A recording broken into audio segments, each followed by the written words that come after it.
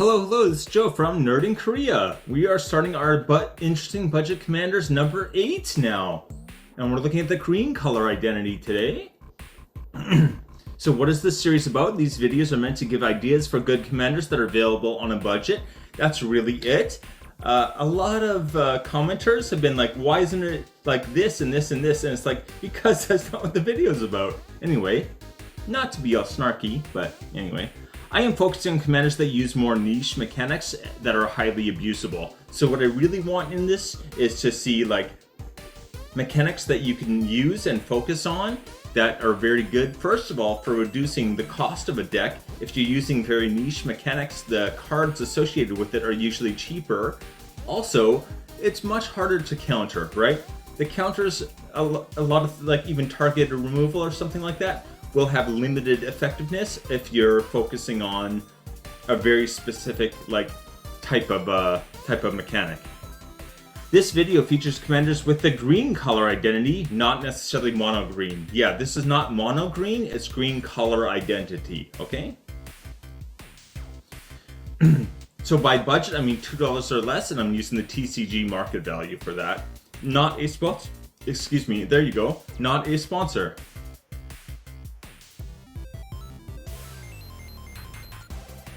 Number 5. Joel Ryle, Juan Vuli Recluse. I have to practice saying these out loud before. My mouth doesn't really respond very well. But anyway. So the main mechanic here is card draw and hand. And cats. Cats! Hey! Anyway. When you draw your second card, create a 2/2 cat creature token. Again, you can do that each turn, so if you have something that allows you to draw cards during other people's turns, you can keep making those cats. Alright? And for 6 mana, again 4 and 2 green, until end of turn, all creatures you control have base power and toughness XX, where X is the number of cards in your hand.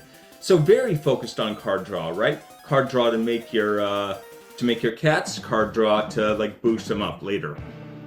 So your main kind of end game with this is to have a large hand, use this ability, and even if you've just got a whole bunch of like, 1/1s or something, they're going to be whatever size your hand is, and really do some damage then. Anyway, 49 cents. So looking at some budget cards for this, Feline Sovereign, this is actually a card I hadn't seen before. So I'm pretty excited to see this one. Other cats you control get +1/+1, nice anthem effect, and protection from dogs. Probably not going to matter the protection from dogs, but it's a nice flavor. Yeah, a flavor win. That's what it is. Whenever one or more cats you control deal combat damage to a player, destroy up to 1 target artifact or enchantment that player controls. Okay, so all of your 2/2 cats are suddenly targeted removal cats. Oh, yay. Anyway, next up, Zenith Chronicler. This is a card I've had for a while, and I never quite find the right deck to put it into. I haven't made mono decks yet. I got to get around. Actually, I've been working on a mono black deck for like 8 months now. I should just finish it, but anyway. Whenever a player casts their first multicolored spell each turn, each other player draws a card. So yeah, again, if you're the mono one, you're never triggering that for your opponents. Your opponents will get card draw off of this, but you will get every card draw and they will miss out on some. So the thing is that it helps you more than it helps them. It's not that it doesn't help them at all. Kind of a group hug idea. But anyway. Oh yeah, sorry. Feline Sovereign is 69 cents. Zenith Chronicler also 69 cents. Hey. Alright. I'm not going to make any other comments about that. On the trail. Whenever you draw your second card each turn, again, doubling those second card draw triggers is great, right? Get the most value out of that extra card draw. That's already extra card draw, but anyway. You may put a land card from your hand onto the battlefield tapped, turning that extra card draw into ramp. Crazy. And again, it's a land card. It just says a land card. Not a basic land, just a land. Any land. Again, this is mono green, so we're dealing with a lot of basic lands anyway. But even if she was in the you know, if you use this in a deck where it's in the 99 and your commander is maybe multicolored, it would do a lot of work. Anyway, 129.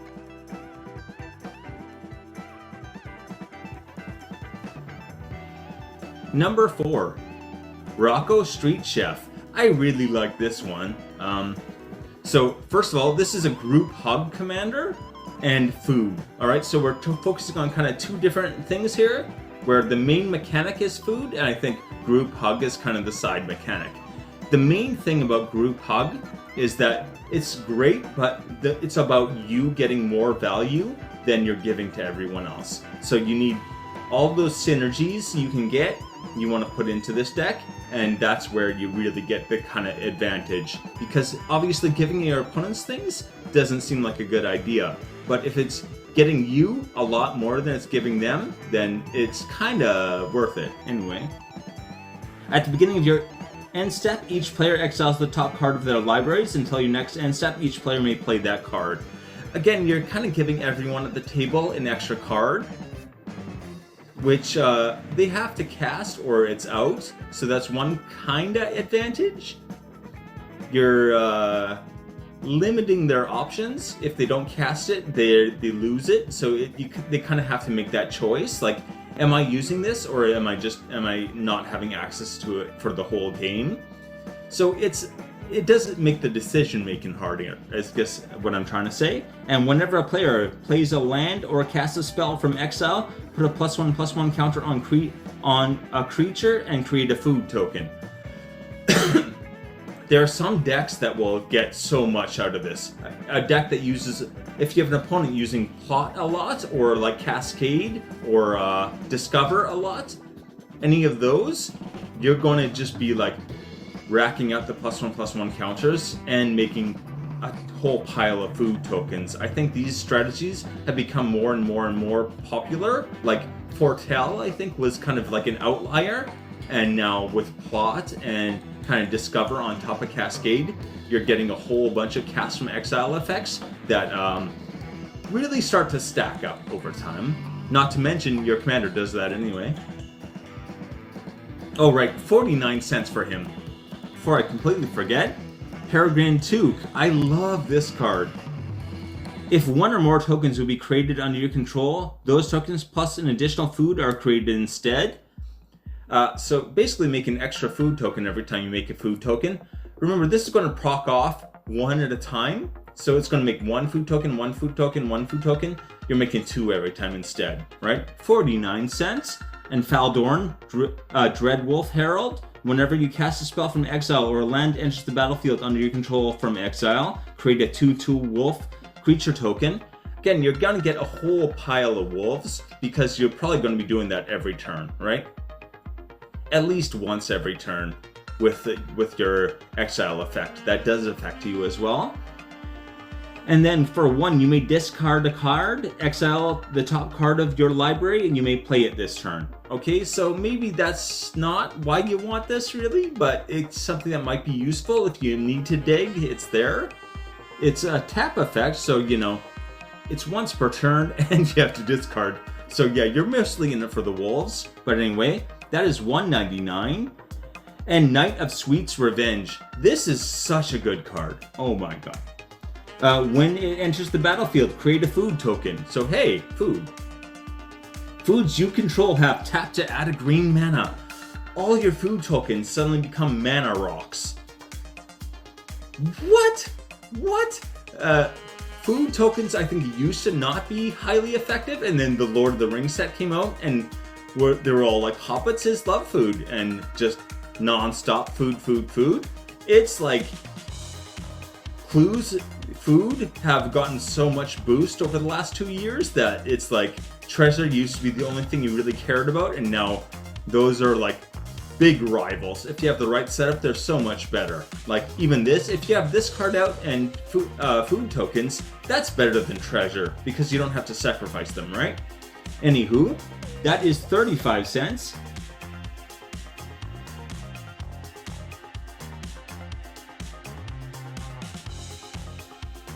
Number 3. Minsk Beloved Ranger. I actually saw a really good budget deck for this that I really liked. I'll try to link it. I'll put a link in the description, and I'll try to put a little tag up here if I remember. Anyway, alright. Create Boo. Again, Boo. If you played the Baldur's Gate games, you know this. Legendary Hamster with Trample and Haste. It's a 1/1 hamster with Trample and Haste. So right off the bat, you're kind of like, but why?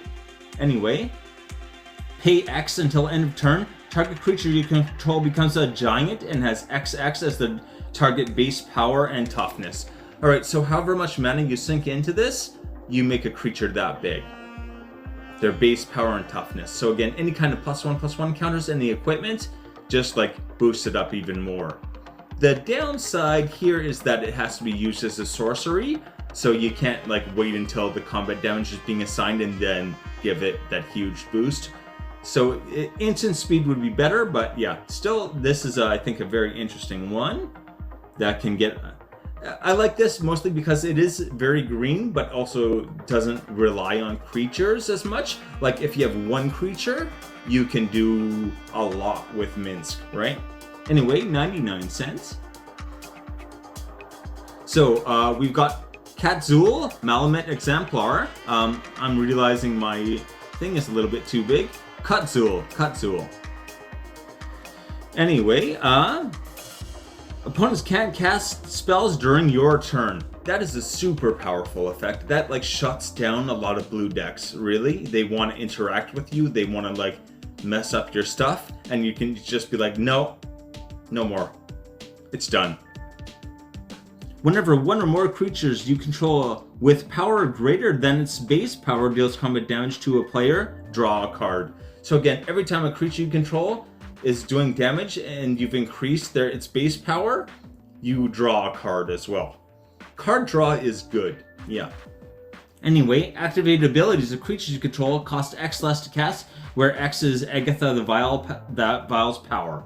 Again, you get her on the board, you want to just like basically give her some kind of boost, and then that boost automatically applies to everything you're doing. With every time you activate Minsk's ability, it's going to increase it that much, right? It's going to pay that much X cost. So yeah, you give her even like a couple +1/+1 counters, you're going up to 3/3, and from there you can add extra mana, right? And for a red and a green, other creatures you control get +1/+1 and gain trample and haste until end of turn. So this way you don't have to rely on Boo's trample. You can do it with just any creature. So this gives it a lot more flexibility. 6 is not cheap though, that's for sure. And finally, Phyrexian Censor. Each player can't cast more than one non-Phyrexian creature spell. Non-Phyrexian creature spells enter the battlefield tapped. This is really big for this deck because you are mostly using abilities. You want to focus on abilities when building this. And yeah, Minsk's ability is kind of your go-to. And if you can tap down things that are coming in, then they can't block. So you got those free attacks going pretty much constantly. Yeah, very, very useful in this deck. Once again, it does limit you. It limits everyone else so much more. I think Minsk is pretty happy casting one spell per turn. I don't think it bothers him. Okay. Number 2. Kumena? I think it's Kumena, Tyrant of Orzhok. I gotta choose words that are easier to say. But anyway, Merfolk Kindred. This is a great Merfolk. I'm actually doing a series on Merfolk Kindred right now. And this guy came up and I was like, how have I not seen this before? Anyway, you can tap another untapped Merfolk you control, and he cannot be blocked. Yeah. He can't be blocked this turn. Again, that's great for commander damage.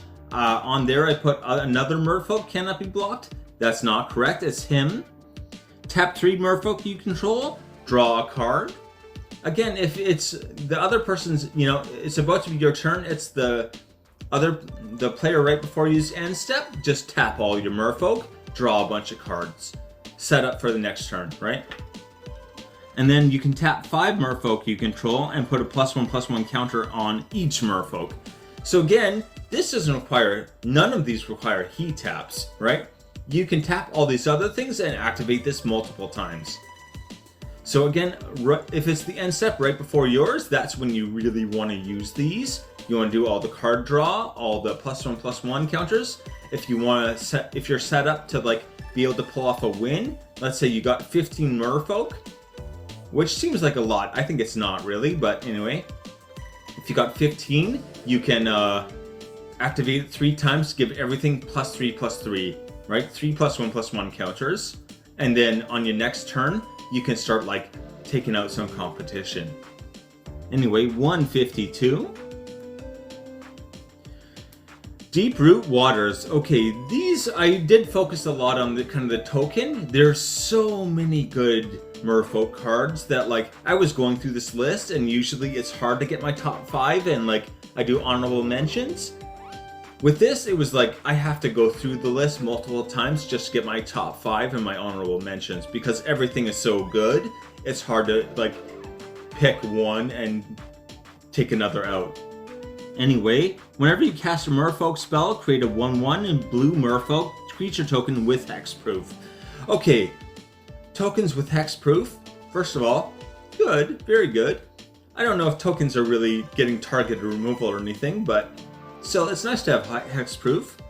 And yeah, remember those tokens you can tap to activate all of your abilities. So every merfolk you cast is 2. Alright, so spells your opponents cast that target a merfolk you control cost 2 more, abilities cost 2 more. Basically Ward 2. We'd call it Ward 2 now. It's nice. It has flaws. I think that would be something that a lot of people would point out, but anyway. Actually, it is not Ward because it doesn't say it counters it otherwise. It just says they can't do it. So it is better than Ward. It is better. Anyway, sorry, Deep Root Waters, 35 cents. Kopala, Warden of the Waves, 49 cents. And finally, this one I had not seen before the last week either. Emperor Mikhail II. You may look at the top card of your library at any time. Always a nice thing to be able to do. You may cast merfolk spells from the top of your library. So basically, the top of your library can function like an extra card in hand. Very, very, very good. And whenever you cast a merfolk spell, you may pay 1. If you do, create a 1/1 blue merfolk creature token. So you want him and do, 59 cents before I forget. Him and the Deep Root Waters enchantment out at the same time. And then for 1 mana, every time you cast a merfolk, you're getting 3. So that's why I said getting the 15, not that hard. With that, you cast 5 merfolk, you pay 5 extra mana, that's your 15 already. And you can have other effects that like, you know, make doubles of things and all that. So anyway, oh boy.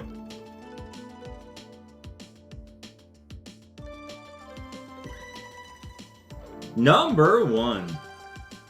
Oh, please hit like and subscribe, it really does help a lot. Girid, Mirror of the Wilds. Okay, so this is the token creature king is what I look at him as, and that's why I feel like even though he is Naya, again he's red, green, white, I featured Naya a lot on the 2 videos I know, and a lot of people might wonder why I do that. Well, Naya business, that's why. I used that pun before. I think it's kind of lame, but oh well. So non-token creatures you control have tapped to create a token that's a copy of target token creature you control that entered the battlefield this turn. Okay, so this sounds like populate. It is not populate, right? First of all, you can only make copies of tokens that entered the battlefield. Or sorry, first of all, only tokens you can make copies of, not creatures. Second, they have to have entered the battlefield this turn, right? So yeah, you need something where you can do like a populate effect. This synergizes very nicely with, because then you make a copy of a token, and then you can make multiple copies, or make a token copy of a creature, and then make multiple copies of that token. That again, just having some kind of ETB or whatever it may be gets carried away very, very quickly. Anyway, 99 cents for him. Bramble Sovereign. Okay, this is one that's actually listed as higher price, and then I went and checked it, and it was down to 105. It was over my $2 before, but anyway. Whenever another non-token creature enters the battlefield, you may pay 1 and a green. If you do, that creature's controller creates a token that's a copy of that creature. So again, that takes care of your one condition, or actually both conditions, I guess, right? You're making a token copy and it's entering the battlefield that turn. It does cost you 2 extra mana, which is kind of a shame, but it'll do that every time you need it. You can also do it for your opponents, which is might be a downside for your opponents. I don't know how many ETBs hurt the player casting them. That feels like something more like that might happen in a draft, not a game of Commander. But anyway, Feldorn of the Third Path. I love this card. I've been wanting to put it in a deck forever, and I never found it. But this is definitely the deck. So for 2 and a red, create a token that's a copy of target creature card in your graveyard, except it's an artifact in addition to a set of the types. It gains haste, sacrifice at the beginning of next end step. Okay, so basically you get something to your graveyard, which isn't too big a task, getting something to die, and then you use him to make a copy of it. And remember, this does not exile that, so you can keep doing it. It enters the battlefield, and then you can tap all of your non-tokens to make just a whole boatload of tokens. It's a really crazy. The first token does sacrifice at the end of turn. The token copies you make do not, right? They lose that sacrifice them at the end of turn thing. They don't keep that. They don't have haste either, though. Anyway, the one, or I guess maybe kind of the third downside here is that you have to tap non-token creatures, right? You want to get some kind of value out of just tapping things, and that's what Willie Duke Antin-Hero does. First of all, Vigilance, very useful to have here. And whenever Willie Duke Antin-Hero becomes tapped, you gain 1 life and draw a card. So you're going to be able to, every turn, once again, this is an ability. You can use it on your opponent's turn. So your opponent's end step, wait for that when it's just about to be your turn, and then just start making copies of things, right? As long as you're able to make a copy of something on someone else's turn, you can activate everything, right? Right before your turn, and then just be set up. That's another reason why Feldorn is so good, is that, yeah, you can just pay the 2 and a red, tap them, anytime you want during someone else's turn, absolutely, and then you make that copy, and then you just tap everything and you make a whole, like, a squad. It's almost like Krenko, but like you're making not just one goblin tokens. So you're almost like you're going to be able to like double your non-token creatures every turn almost. So I guess not Feldorn because he needs to tap, but anyway, 49 cents. This would be such a powerful deck. The list. Jor-El, Wanvuli, Recluse, 49 cents. I actually think I said it right. Hey! Rocco Street Chef, for also 49 cents. Again, the food mechanic is very, very strong. So yeah, I would definitely consider that guy. Minsk, Beloved Ranger. Once again, I am going to remember to put that budget deck. I really like the budget deck video. I'll put it in the description. 99 cents. Kumina, Tyrant of Orazka, yeah. Anyway, 152.